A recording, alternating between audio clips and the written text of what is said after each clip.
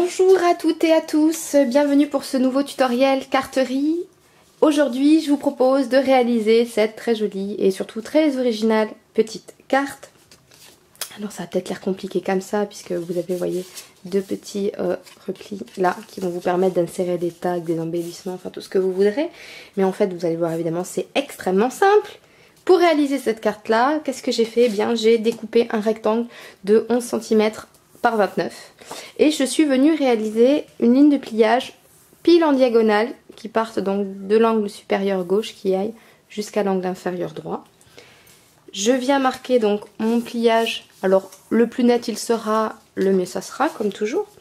Et comme vous le voyez, je me retrouve donc avec un angle là, un petit V ici. Et l'idée ça va être de venir réaliser un pliage perpendiculaire pour venir plier ma carte en deux. Donc ce que je vous conseille de faire c'est de venir marquer très légèrement votre ligne de pliage au cutter. Moi ce que je fais souvent parce que ça permet d'avoir un pliage beaucoup plus net et beaucoup plus propre, on va dire. Je vais chercher le mot. Alors en plus là j'ai une équerre, donc je vais me servir juste du quadrillage. Hop, je vais me mettre bien ici.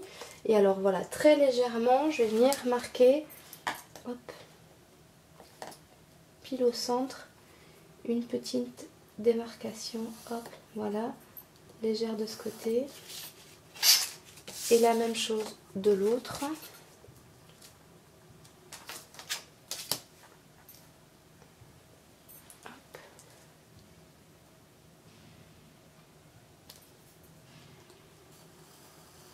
Voilà. Et je viens marquer, hop, mon pliage. Je me mets bien bord à bord.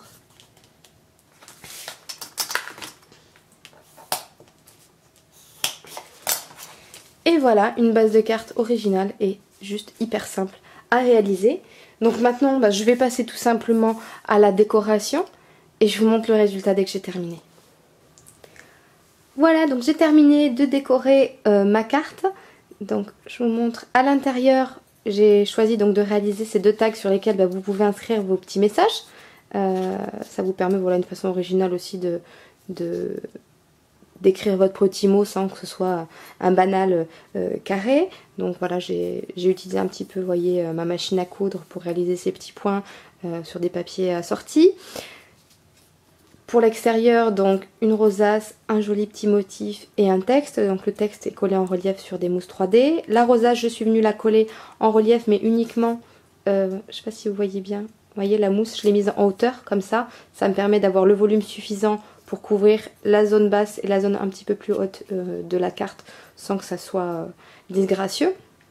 Une dernière petite astuce, si vous voulez quand même donner un petit peu de structure à votre carte et faire en sorte que le soufflet soit le plus utile possible, moi je vous conseillerais de venir mettre juste un tout petit peu de colle ici.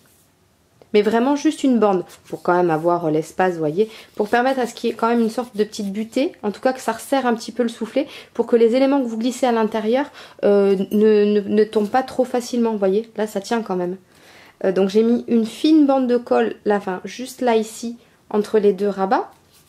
J'ai fait la même chose ici, j'ai mis juste à l'angle ici, de façon à ce que ma carte, voilà, ne se redéplie plus, vous voyez, en son milieu, ici, elle est solidaire, alors que là, vous voyez, il y a du jeu. Donc, c'est mon petit conseil. Voilà pour cette carte qui est maintenant terminée, j'espère qu'elle vous a plu, je vous dis à très vite, allez, bye bye.